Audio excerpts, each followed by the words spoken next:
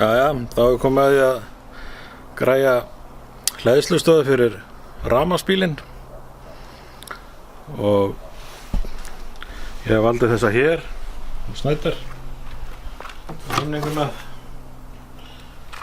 og hún er með svona lausum kapli. Það fyrsta sem við þurfum náttúrulega að gera er að sjá hvort þetta passar ekki allt saman. Kippa hérna þessum úr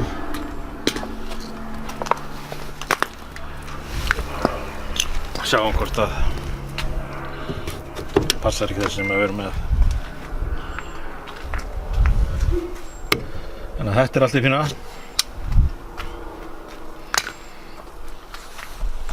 Þá þarf bara að koma hleðslustöðinni fyrir. Ég var búinn að gera allt klárt hérna þegar að stéttin var lögð fyrir mörgum árum. Það voru náttúrulega lögð röðar fyrir rafmagnið alveg inn í hús. Þannig að þetta áttur að koma hérna upp í hleðslustöðuna hér. Það verður ágætt að fara að losna við hleðsluna hérna út stofgluggann. Svo fylgir þetta fína skapalón hérna sem ég er að verða búinn að skera úr hérna. Þá þarf að ákveða hvað þetta á að vera.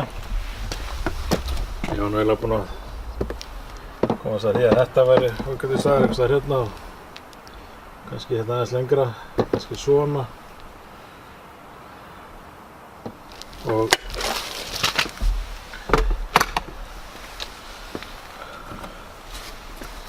hérna með skapalónið.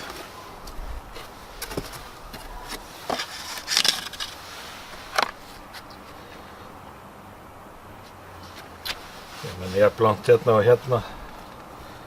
Það er komið svona snirtilega út. Allamál náttúrulega hérna.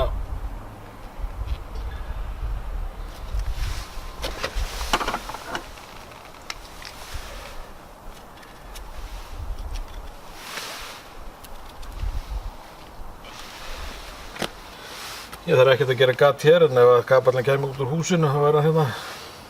Svo er náttúrulega þetta installation guide. Maður á aldrei að henda því. Þetta stendur hvað er í pakkanum. Ekki henda þessu. Þetta er flotta tekníkar að hvernig að tengja þetta.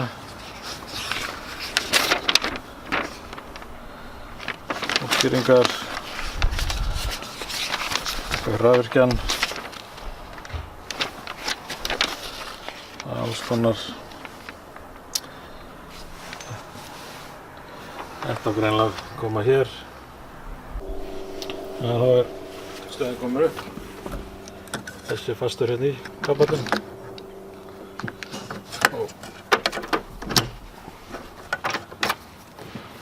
Og hann læstur.